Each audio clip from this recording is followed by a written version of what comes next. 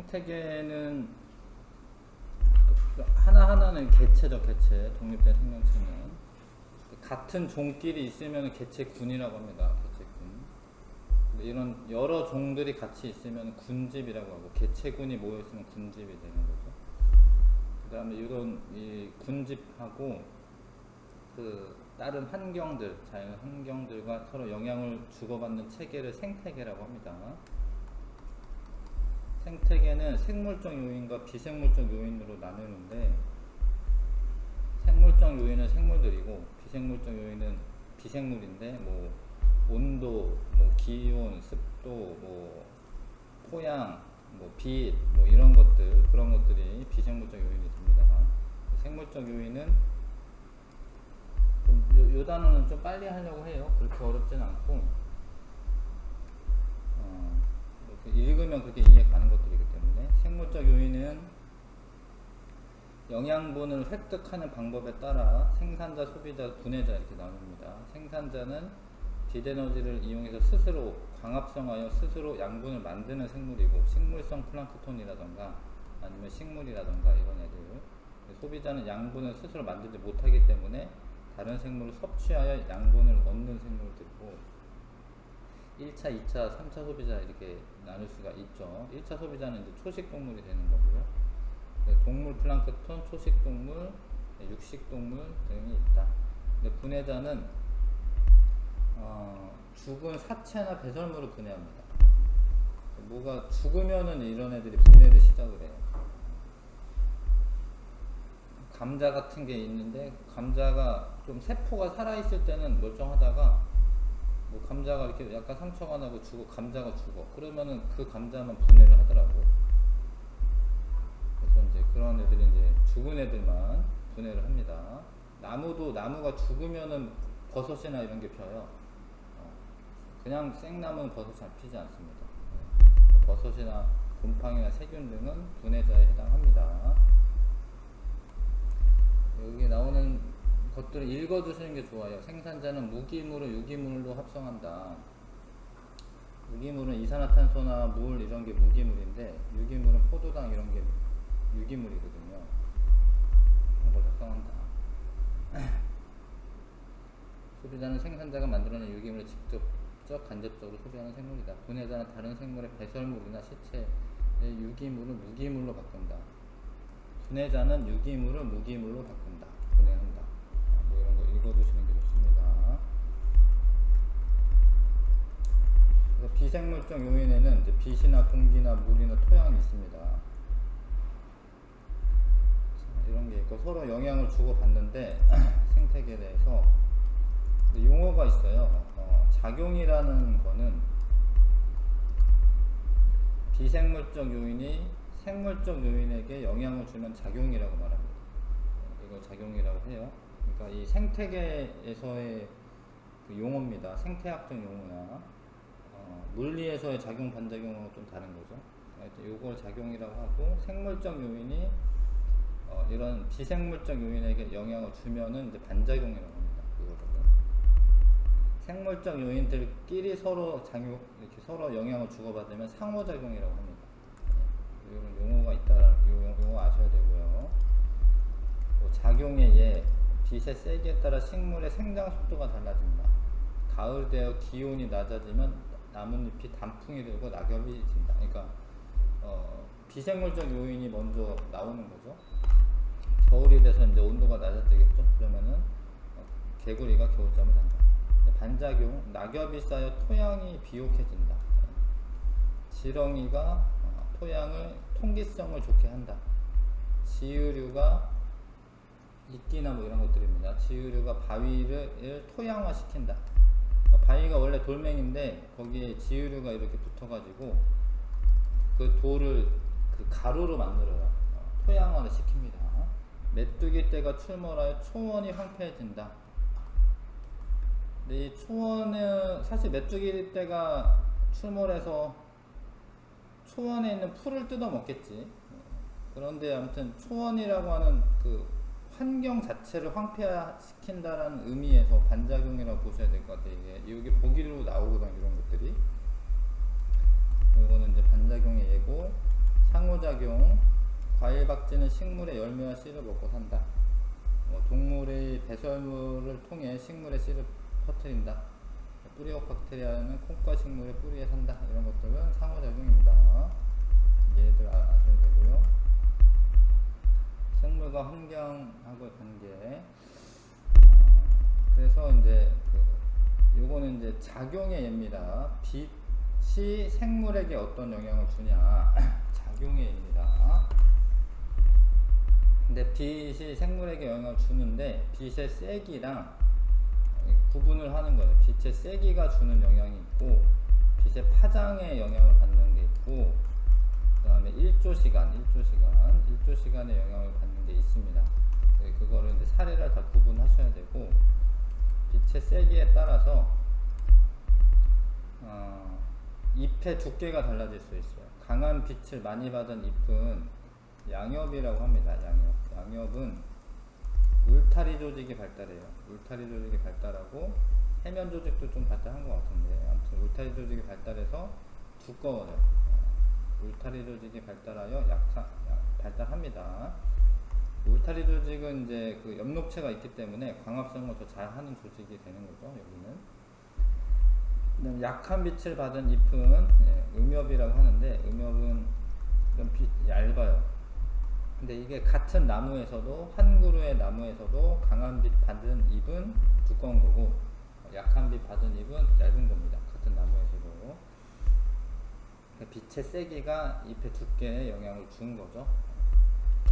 그 다음에 양지식물하고 음지식물하고 좀 따로 있는데 이거는 이제 적응을 한 건데 강한 빛에 적응을 하여 잘 자라나는 식물을 양지식물이라고 하고 햇빛 쨍쨍 내리쬐는 데 있어도 괜찮은 애들이고 약한 빛에 적응하여 잘 자라는 식물을 음지식물이라고 합니다. 음지식물은 이파리가 얇기는 얇아요. 보통 이제 화초로 많이 기르는 애들 그런 애들은 음지식물인데 그런 애 창가에 두면 오히려 막 잎이 타들어가더라고요. 그런 애들은 음지식물인 거지. 음지식물은 양지식물이 잘 자라지 못하는 그늘지 곳에서 잘 자랄 수 있다. 아무튼 이건 빛의 세기랑 관계가 있었던 거고요. 지금 빛의 파장하고 관계 있는 것은 빛이 여기 써져 있는 게 이게 파장이죠. 요게 적색광, 황색광, 청색광 이게 파장이 다릅니다. 파장이 다른데 적색광은 파장이 커요. 근데 빛이 한 20m 범위까지밖에 도달하지 않습니다. 적색광은 그런 그래프예요. 황색광은 한 40m 깊이까지만 도달하고 청색광은 한 얼마일까요? 60? 뭐 그런 거 되려나? 한 60m 정도까지 도달합니다. 아무튼 파장에 따라 도달하는 범위가 다른 거죠. 근데 홍조류라고 하는 애들은 청색광을 광합성 하는 데 써요. 청색광을. 그래서 청색은 흡수하고 나머지는 반사를 해가지고 나머지는 반사하기 때문에 홍조류는 이렇게 약간 빨간색을 띠는 거죠. 김이나 이런 애들입니다. 황색광을 주로 쓰는 애들은 갈조류입니다. 갈조류는 황색광을 쓰고 녹조류는 뭐 녹색광을 쓰는 게 아니라 적색광을 씁니다. 적색광을 빼고 나머지 녹색을 반사합니다. 이거는 빛의 파장이 그 도달하는 수심이 다르기 때문에 이 애들 그 조류가 서식하는 그 깊이가 달라진 겁니다. 이해하시죠? 그래서 요거는 파장이 영향을 준 거고 1조시간은 이제 햇빛이 비추는 시간인데 1조시간에 따라 식물의 개화와 동물의 생식에 영향을 미칩니다. 개화는 꽃피는 시기고요. 생식은 이제 뭐 생식하는 시기인데 그래서 벚꽃이나 붓꽃, 토끼풀 이런 애들은 1조시간이 길어지는 봄이나 초여름에 개화를 합니다. 근데 국화나 코스모스는 1조시간이 짧아지는 가을에 개화를 해요. 봄꽃, 가을꽃 이렇게 따로 있는 거고 자, 동물의 생식 뭐 성호르몬 합성과 분비에 영향을 미쳐서 1조시간에 따라 번식 시기가 달라지는데 조류는 1조시간이 길어지는 봄에 번식을 주로 송어나 노루 이런 애들은 일조 시간이 짧아지는 가을에 번식을 한다. 일조 시간에 따라 다르다. 그 다음에 일조 시간이 이거를 조금 더 연구를 해보니 어디 있었나? 아, 여기 126쪽 먼저 볼게요.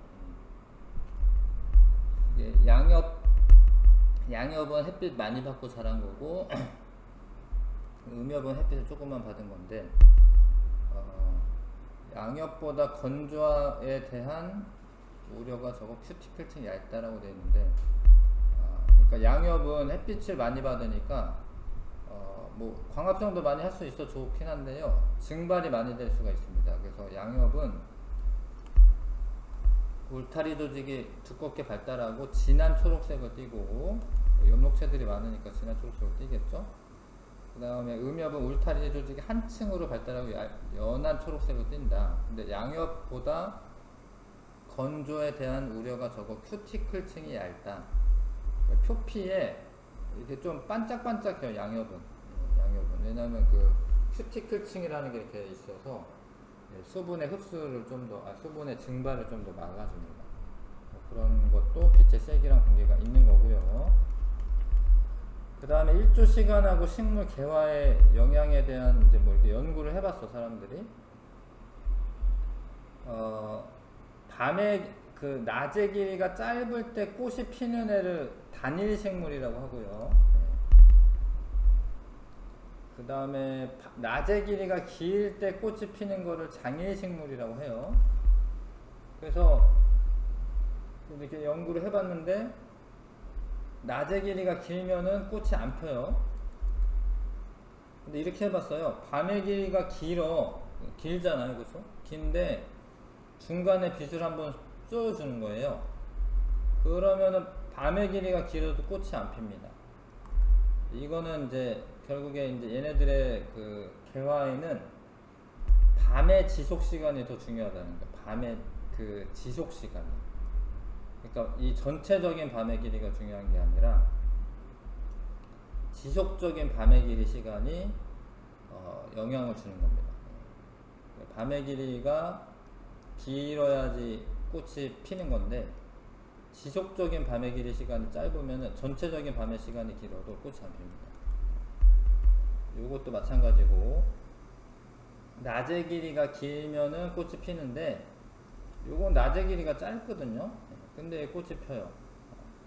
그러니까 지속적인 밤의 길이가 짧기 때문에 얘는 꽃이 핍니다. 장애식물. 그래서 뭐 장미 이런 거는 원래는 5월달쯤에 펴야 되는데 도시에 있는 데들은 이제 뭐 가을에 피거나 이러기도 해요. 뭐 가로등 같은 것도 많이 켜 있고 이렇기 때문에 그런 거는 있습니다. 예제 한번 요거 풀어봐 주시고.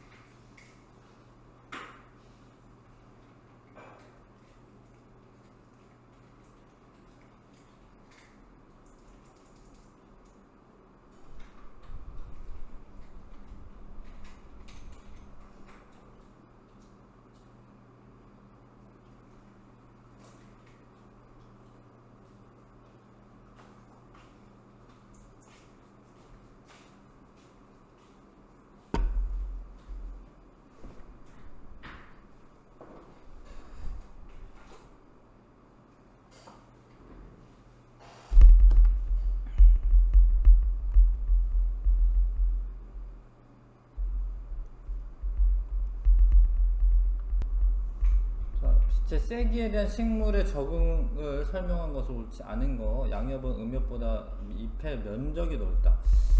면적 자체가 넓은가? 그런 거는 못 들어봤고, 그쵸? 두께가 두꺼워지는 거죠. 두께가. 1번 고르시고 다른 거 읽어보셔야겠죠. 이거 맞고요. 음엽은 건조에 대한 우려가 적어 큐티클층이 얇다. 맞고요. 음엽은 울타리 조직에 비해 해면 조직이 더 발달됐다. 이것도 이제 봐야 되네. 울타리 조직이 되게 얇네요, 진짜로. 해면 조직은 어느 정도 유지가 되는데 울타리 조직이 얇네. 맞네, 이것도. 4번도 맞네요. 음지식물은 양지식물이 살지 못하는 그늘에서도 살 수 있다. 이것도 맞습니다. 그러니까 왜냐면 이제 빛이 그렇게 많이 필요하진 않는 거예요. 음지식물은. 1번 답이고. 가을에 꽃이 피는 국화를 계절을 앞당겨 꽃을 피우게 하는 방법은 원래 밤의 길이가 길어야 되는데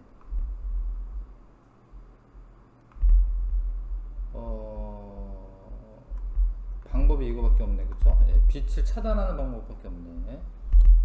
그러니까 장일식물 같은 경우에는 밤에 빛을 한번 쪼여주면은 꽃이 필 수 있어요. 가을에도 밤에 그런 차이가 있습니다. 자, 그 다음에 온도와 생물, 그 빛에 대해서 방금 한 겁니다. 빛의 세기, 그 다음에 빛의 파장, 그 다음에 빛의 그 일조 시간에 대해서 한 거고, 온도랑 생물이랑 관계 있는 것들, 사례들을 아셔야 됩니다. 그래서 이제 온대지방의 낙엽수는 기온이 내려가면 단풍이 들고 잎이 떨어진다. 온도가 낮아져서 그런 거예요. 추운 지역의 털송이 풀은 잎이나 꽃에 털이 나 있죠. 뭐 에델바이스 이런 거 보면 털 나 있습니다. 동백나무와 같은 상록수 잎은 큐티클층이 두꺼워 잎이 떨어지지 않고 겨울을 지낸다. 이제 수분도 사실 문제인데 큐티클층이 두꺼우면은 겨울에 그렇게 뭐 비가 많이 내리는 건 아니거든요. 그래서 수분도 지킬 수가 있습니다. 큐티클층이 두꺼우면. 동백나무 이런 거 되게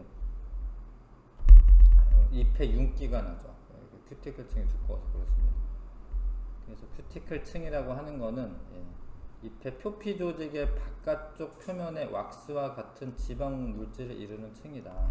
뭐 손톱도 큐티클이라고 하지. 그런 층이 있는 겁니다. 식물한테도. 자, 동물의 적응, 정원동물들, 특히 정원동물은 이제 조류랑 새랑 포유류만 정원동물이에요. 정원동물은 뭐 체온을 유지하는 동물인데 조류랑 포유류, 이때 조류는 새지, 새. 변온동물은 이제 어류, 양수류, 파충류 이런 애들은 이제 변온동물이고, 정원동물은 이렇게 추운 지역에 살면 털로 덮여 있고요. 그 다음에 피하 지방이 두꺼워서 열이 외부로 빠져나가는 것을 막습니다. 그래서 좀 더 등치가 커요. 북극곰 이런 애도 등치가 엄청 큽니다. 여우도 얘는 등치 큰데 얘는 되게 작아요. 사막여우. 에버랜드 가서 보면 엄청 조그맣더라고요. 사막여우가. 이렇게 그 열이 빠져나가는 것을 막고, 이 말단 부위가 있어요. 귀라던가 코라던가 이런 게 빼죽빼죽해요. 그럼 여기에서 여기 실핏줄이 흐르는데 여기서 열이 빠져나갑니다. 얘는 이제 이렇게 짧죠. 이렇게. 코도 좀 뭉툭하고. 말단 부위가 작아지는 경향이 있다. 근데 변온동물은 이제 온도가 낮아지면 자기 체온 자체가 낮아지기 때문에 생명활동이 이제 원활하지 못하고 겨울잠을 잡니다. 겨울잠을 자거나 햇빛을 받는 양을 조절하는 등 방법으로 외부의 온도에 적응을 한다. 그 다음에 지금 방금은 온도였습니다. 온도. 물과 생물. 물은 생명체 70% 이상 차지하는데 특히 식물 같은 경우에 물이 없는 곳에 사는 애들은 선인장, 갯방풍이 뭔지 모르겠네요. 하여튼 그런 애들은 자, 저수 조직이 발달되어 있고, 이게 되게 그 줄기나 이런 게 두껍죠? 이파리도 두껍고, 잎이라고 하면 그러나 아무튼 그런 애들 있잖아. 다육식물들 있잖아요. 그런 애들은 되게 두껍잖아요. 잎이. 얘는 잎이 가시로 되어 있지만 아무튼 저수 조직이 발달하고 잎이 가시 모양이어서 수분 증발을 막습니다. 중생 식물은 그냥 대부분 육상 식물이고 적당히 비 내리는 되고, 습생 식물은 연못이나 습지에 물이 많은 데 사는 애들이야. 그런 애들은 뿌리가 잘 발달하지 않아요. 오히려 물이 많으니까 물을 막 흡수해야 하는 뿌리가 잘 발달하지는 않습니다. 그 다음에 통기 조직이 발달되어 있다. 통기 조직은 이제 기체들이 이동하는 통로 같은 건데 좀 이렇게 떠 있어야 되거든요. 불의 옥잠이나 뭐 이런 거 특히 그런 애들은 통기 조직이 되게 잘 발달돼 있어서 물 위에 떠 있을 수가 있죠. 그런 게 이제 통기 조직이 발달돼 있다. 부들이나 갈대 이런 애들이 습생 식물이고, 아예 수생 식물 얘를 잘못 들은 것 같네. 하여튼 물 위에 떠서 사는 식물이나 물 속에 사는 식물, 그런 애들은 줄기가 연해요. 연해야지 물살에 뭐 꺾어지지 않습니다. 오히려 줄기가 연하고 간다발이나 뿌리가 잘 발달해 있지 않다. 물이 많으니까. 수련이나 검정말은 아예 물 속에 사는 애고, 수련은 뿌리는 물 속에 그 땅에 뿌리를 내리고 있는데 잎이나 꽃은 이 위에 물 위에 있습니다. 이런 애들 물이 많은 곳에 있는 애들, 물에 적은 곳에 있는 애들에 따라서 다르죠. 발달된 게 다르고, 동물 같은 경우에는 수분이 증발하는 것을 막기 위해서 도마뱀, 뱀들은 파충류들은요 몸이 비늘로 덮여 있고, 그 다음에 곤충들은 키틴질이라고 하는 껍질로 되어 있고요. 그 다음에 파충류와 조류의 알은 단단한 껍데기로 쌓여 있습니다. 근데 원래 알이 다 껍데기가 있는 게 아니에요. 어류나 뭐 양서류 그런 물 속에 낳는 알들은 껍데기가 없어요. 껍데기가 없습니다. 그거는. 그러니까 여기 육지 위에 낳으니까 물이 다 증발되는 걸 막기 위해서 껍데기로 쌓여 있다, 이런 이야기고, 수분 배설 방지. 캥거루쥐, 사막에 사는 캥거루쥐는 진한 오줌을 넣어요. 진한 오줌. 왜냐면 물을 최대한 흡수한 다음에 오줌을 넣습니다. 그래서 물이 빠져나가는 것을 최소화한다. 다음에 토양과 생물. 토양 속에 세균들이나 곰팡이들이 살고 있는데, 지렁이는 이제 토양 속을 돌아다니면서 양분을 얻고 토양의 통기성을 높여주기도 하는데, 토양의 깊이에 따라서 공기 함량이 달라요. 그러니까 그래도 좀 얕은 토양에는 산소나 공기가 들어갑니다. 들어가요. 근데 그런 데서 사는 세균이 호기성 세균이에요. 호기성 세균은 산소가 필요해. 산소를 이용해서 분해를 하는 겁니다. 호기성 세균은. 그래서 얕은 토양, 깊이의 토양에서는 호기성 세균이 살고, 좀 깊이까지 들어가면 산소가 도달하지 못할 거 아닙니까? 그런 데 사는 세균들은 혐기성 세균이라고 합니다. 그 애들은 이제 산소를 싫어한다 뭐 이런 뜻이긴 해도 꼭 산소를 싫어한다라기보다는 산소가 없는 곳에서도 물질을 분해하면서 살아가는 세균들은 혐기성 세균이라고 합니다. 그래서 이것도 이제 토양의 깊이에 따라서 호기성 세균이 살고 혐기성 세균이 살고, 이런 게 이제 토양이 생물들에게 준 영향인 거죠. 공기와 생물. 고산지대에 사는 사람은 적혈구수가 많아요. 그러니까 산소가 부족하기 때문에 그 부족한 산소를 좀 이렇게 더 많이 날라주려면 적혈구가 많아야 됩니다. 공기가 희박한 고산지대에 사는 사람들은 평지에 사는 사람보다 적혈구가 많아서 산소를 효율적으로 운반한다. 그다음에 공기가 이제 꽃가루 같은 거 운반해주고 종자, 포자 이동을 막는 것도 공기가 생물에게 주는 영향이죠. 그래서 이런 것들이 작용의 예입니다. 비생물적 환경 요인이 생물적 환경 요인에게 어떤 영향을 주느냐, 이런 작용의 예야. 넘겨보시고 뭐 이해 안 가는 거 없잖아요, 그렇죠? 사례들 다 읽어두시면 되는데요. 127쪽에는 이제 베르그만의 법칙은 정온동물 같은 경우에 추운 지역에 살수록 등치가 커진다라는 거예요. 등치가 커져야지 피하 지방이 두꺼워지고 열이 방출되는 것을 막을 수가 있다라는 거예요. 더운 지역에서 추운 지역으로 갈수록 여우, 곰의 몸집이 커지는 경향이 나타난다. 근데 이거는 알렌의 법칙은 추운 지역에 살수록 그 말단 부위가 짧아진다라는 거예요. 추운 지역에 살수록 말단 부위가 짧아져서 열 방출을 막는다라는 겁니다. 이해가시죠? 네. 자, 확인 문제 1번부터 한번 10번까지 풀어주십시오.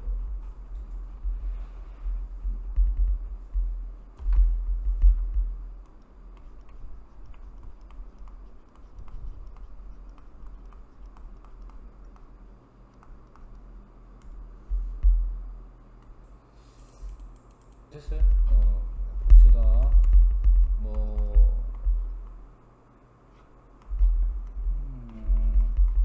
생태계를 이루는 생물과 구성 단계에 대한 설명을 옳은 것. 사슴 한 마리는 개체라고 합니다. 개체라고 하고요. 여러 종의 생물 개체로 이루어진 집단을 개체군이라고 한다. 아니, 여러 종이 아니라 그냥 한 종입니다. 단일한 종으로. 개체군은 이제 한 가지 종으로 되어 있는 거고요. 규모는 이제 개체가 제일 큰 건 아니죠. 이렇게 돼야 되죠. 이렇게. 일정한 지역에 사는 모든 개체군의 무리를 군집이라고 한다. 이게 맞는 이야기고요. 서로 다른 생물종은 반드시 서로 다른 서식 공간을 이용한다. 아니죠. 이렇게 공유를 하는 거죠. 서식 공간이 같을 수 있습니다. 기억 리을이고요. 가나에 해당하는 용어를 쓰시오. 가는 비생물적 환경 요인.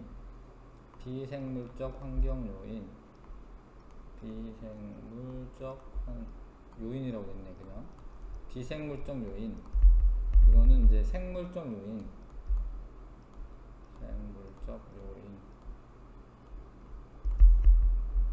그다음에 영양분을 획득하는 방법에 따라서 A에서 C에 해당하는 용어를 쓰시오. A는 이제 생산자.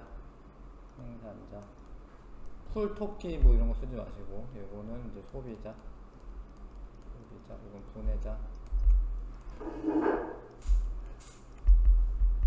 쓰시면 되고요. 그 다음에 곰팡이는 분해자에 해당하죠. 그 다음에 육식동물은 1차 소비자가 아닙니다. 초식동물이 1차 소비자가 되는 거고, 생산자는 다른 생물로부터 유기물을 합성한다. 아니고요. 생물을 둘러싸고 있는 빛, 온도 등 비생물적 요인으로 구분한다. 생물을 둘러싸고 있는 이거는 비생물적 요인으로 구분한다. 맞네. 기억하고 리을이고요. 그 다음에 가는 작용을 말합니다. 작용. 식물의 잎이 낙엽이 쌓여 토양이 비옥해진다. 이거는 나죠, 나. 그러니까 나는 기억의 예고, 반작용이죠, 반작용. 동물이 배설물을 통해 식물의 씨를 퍼뜨린다. 상호작용이죠, 상호작용. 그리고 니은은 다의 예고요. 그 다음에 빛의 세기에 따라 식물의 생장 속도가 달라진다. 이거는 가의 예죠. 그래서 가는 디귿이고요. 디귿, 기역, 니은 순으로 쓰면 됩니다. 그거 쓰면 되는 거죠. 해당하는 예를 고르라고 되어 있으니까 이렇게 고르시면 되고,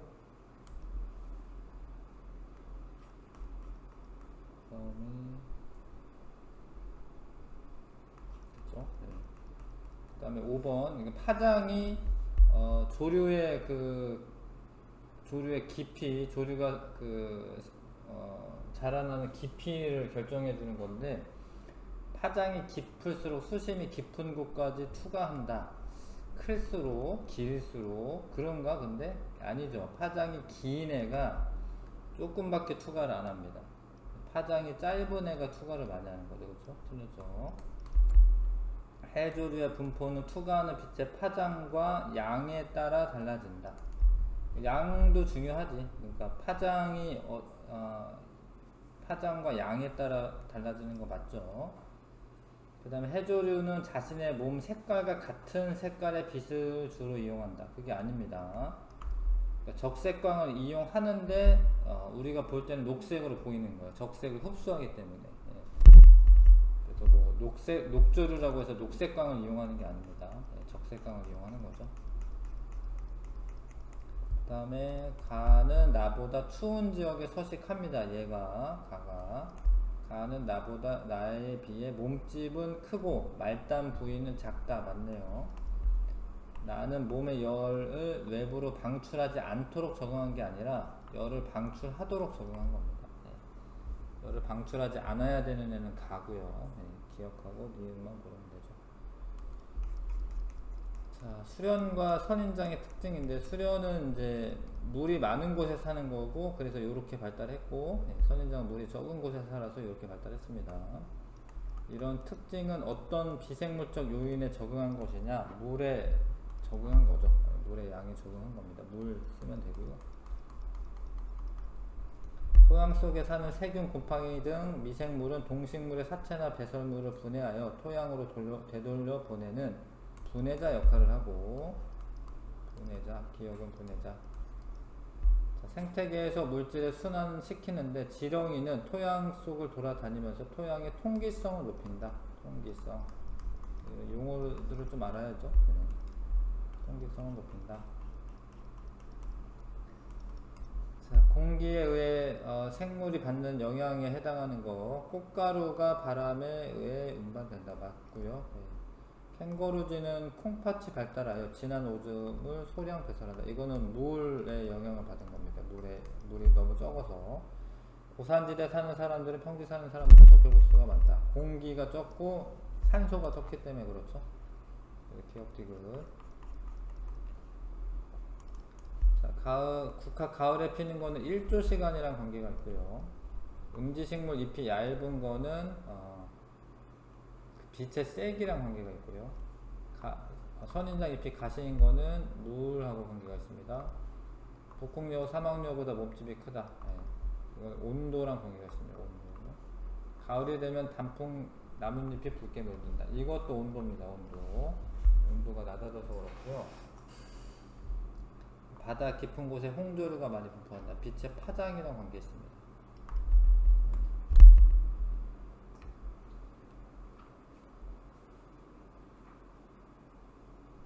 됐죠? 넘어가시고 뒤쪽에 칸 채우기 하고 문제 좀 풀게요. 여기 이 페이지 없네.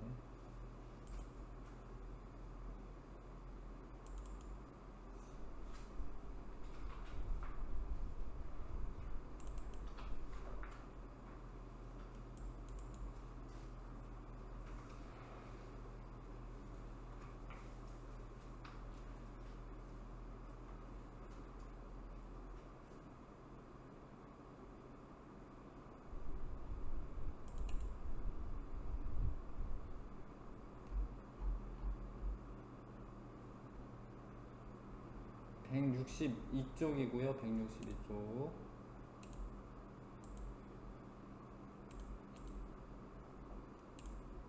자, 생물과 환경이 유기적인 관계를 맺고 상호작용하는 시스템이다. 생태계 말하는 겁니다. 생태계 적어주시고, 생물적 요인에 생산자, 소비자, 분해자 있죠? 이번에 분해자. 비생물적 요인은 빛, 온도, 물, 토양, 공기 등이 있다. 작용은 비생물적 요인이 생물적 요인에게 영향을 주는 건데, 요거 3번은 반작용이죠. 반작용은 생물이 비생물적 요인에 영향을 주는 거고, 상호작용은 생물들끼리 영향을 주고 받는 것입니다. 빛의 세기, 빛의 파장, 그 바다 깊이에 따라 도달하는 빛의 파장. 4번은 그냥 빛의 파장 쓰면 되네요. 빛의 파장과 양이 달라서 서식하는 해조류의 종류가 다르다. 1조시간 개화나 동물의 생식에 영향을 주고, 온도, 식물은 기온이 낮으면 단풍이 들고요. 낙엽이 지고요. 포유류는 추운 지역에 사는 동물일수록 몸집이 크고 말단부가 작다. 8번은 물이겠죠, 물. 네, 선인장은 저수 조직이 발달되어 있고 잎이 가시 형태를 띠고 있다. 파충류는 비닐로 덮여 있고 알들은 껍질이 있고요. 캥거루쥐는 진한 오줌을 넣어서 물이 많이 배출되는 것을 막습니다. 자, 1번부터 7번까지만 풀면 되겠네요. 164쪽에 1번부터 7번까지.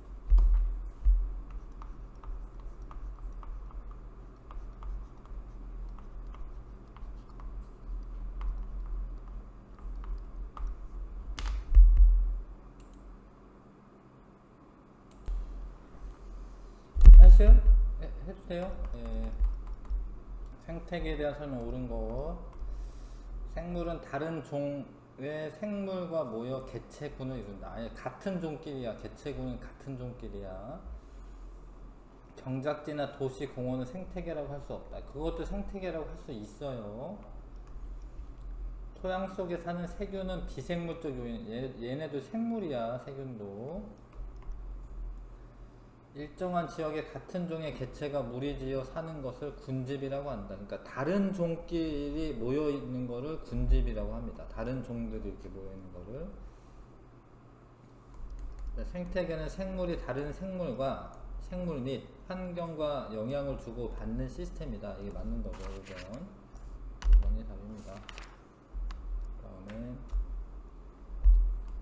생태계를 구성하는 생물적 요인에 대한 설명을 옳은 것만을 골라라. 생산자는 유기물로부터 무기물을 생산한다가 아니라 무기물로부터 유기물을 생산하는 겁니다. 소비자는 다른 생물을 섭취해 유기물을 얻는다. 맞고, 분해자는 생물의 사체나 배설물에 들어있는 유기물을 무기물로 분해하여 에너지를 얻는다. 맞아요. 이게 유기물을 무기물로 분해하면서 에너지를 얻습니다. 4번 답이고요. 자, 옳지 않은 거. 가는 이제 반작용의 예인데 지렁이가 토양의 통기성을 높인다. 괜찮고요. 가는 이제 지으류가 바위를 토양화를 촉진한다. 괜찮습니다. 양지 식물은 음지 식물보다 잎이 두껍다. 괜찮죠? 빛의 세기죠. 빛의 세기가 영향을 준 거죠. 메뚜기 떼가 출몰하여 토양 초원이 황폐해진다. 근데 요거를 얘네들끼리 요거 잠깐 놔둘게요. 근데 요거는 지금 그 앞에 써져 있었던 걸로는 가의 예인데요. 다를 좀 확실히 보고 합시다. 뿌리옥 박테리아는 콩과 식물의 뿌리에 산다. 와, 이거 어렵네. 그러니까 요게 정확하게 생산자, 소비자라고 써 있어요. 그죠? 근데 뿌리옥 박테리아는 얘는 생산자가 맞고, 뿌리옥 박테리아는 콩과 식물 뿌리에 산다.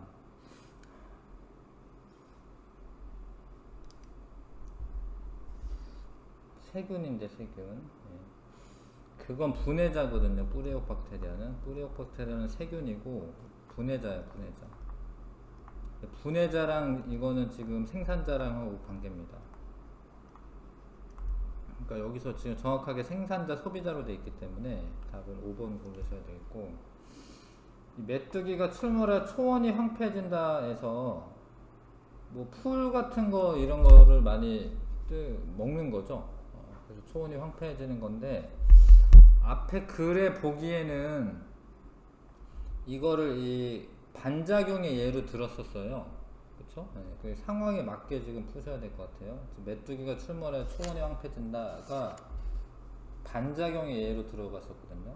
지금 여기서는 이제 정확하게 생산자, 소비자로 돼 있기 때문에 이게 틀린 거고, 이걸 틀린 거 5번 하셔야겠습니다. 그 다음에 4번에 양엽과 음엽인데 가는 나보다 울타리 조직이 발달하였다. 맞고요. 나는 가보다 그늘진 곳에서 자랐을 것이다. 맞고, 동백나무 잎의 큐티클층이 발달하는 것은 이와 같은 환경 요인에 대한 적응 현상이다 라고 되어 있는데, 근데 이 얘가 온도에 대한 적응이었어요. 온도. 겨울철에도 동백나무 잎이 안 떨어지거든요. 겨울철에도. 이거는 이제 빛의 세기에 관한 거고요. 빛의 세기에 관한 거고, 요거는 온도가 낮아도 건들 수 있는, 왜냐면 동백나무가 그 큐티클층이 있기 때문이다 이렇게 써 있었습니다. 그래서 기역, 니은만 고르시면 됩니다. 자, 그 다음에 해조류의 분포인데요. 자, 빛의 투과도는 청색광이 가장 높다. 청색광이 가장 깊이까지 들어간 겁니다. 자, 홍조류는 주로 적색광을 이용해서 합성한다. 근데 홍조류는 청색광을 합성하는 거예요. 청색광을 이용하는 거예요. 청색광을. 해조류의 분포는 빛의 투과도가 달라지는 것이므로 반작용에 해당한다. 예. 반작용이 아니지. 이거는 이 빛의 투과도 때문에 얘네들의 깊이가 정해진 거여서 작용이죠. 작용. 예. 1번이 답입니다. 6번의 다음은 여러가지 생물의 적응 현상이다. 자, 이거는 이제 온도죠. 온도. 추운 곳에 개구리 온도죠. 온도. 겨울에. 이것도 온도네요. 다 온도네. 이와 같은 환경 요인에 적응한 예로 옳은 것은, 봄이 들면 뭐 이게 따뜻해지면 짝짓기를 한다라고 착각할 수도 있어요. 그쵸? 네. 근데 얘는 1조 시간이랑 관계가 있습니다. 1조 시간. 자기 마음대로 하지 말고 책에 써져 있는 대로 하는 거예요. 이거는 물이고 물. 이것도 물이, 이거는 온도네. 온도. 이거 온도입니다. 도마뱀 낮에 바위 위에서 햇빛을 쬐다. 이거 햇빛이 들어가니까 뭔가 빛의 세기 이런 거랑 관계 있어 보이는데, 도마뱀이 사막이 있잖아요. 밤에는 또 추워요. 밤에는 낮에 햇빛을 쬐서 온도를 높이는 거거든요. 이게 변온동물이어가지고. 일단 3번 해놓고, 이거는 갈 때는 이제 물에 많은 곳에 사는 애들입니다. 이건 물하고 관계가 있습니다. 물하고. 토양 표면에 호기성 세균이 분포하고, 이건 토양의 깊이니까 또 토양이랑 관계가 있는 거죠. 토양이랑 관계가 있습니다. 이거 답은 이제 3번 골라야 됩니다. 그거 좀 어렵네요. 네. 좀 선택하기 어려울 수 있습니다. 자, 환경에 대한 적응의 현상인데, 개구리밥은 간다발이 발달하지 않는다. 물이 많아서 그렇습니다. 물이 많아서. 기러기는 계절에 따라 이동해서 서식 장소를 바꾼다. 이거는 온도입니다. 기러기가 원래 좀 추운 곳에 살긴 하는데 너무 추우면은 우리나라로 내려오는 거예요. 뭐 시베리아 뭐 이쪽에 살다가 겨울에 너무 추우니까 우리나라로 오는 겁니다. 고산지대 사는 사람은 이제 공기지, 공기. 공기가 희박하니까 적혈구가 많아야 됩니다. 그래서 물, 온도, 공기, 물, 온도, 공기. 2번 조금 섰다가 할게요.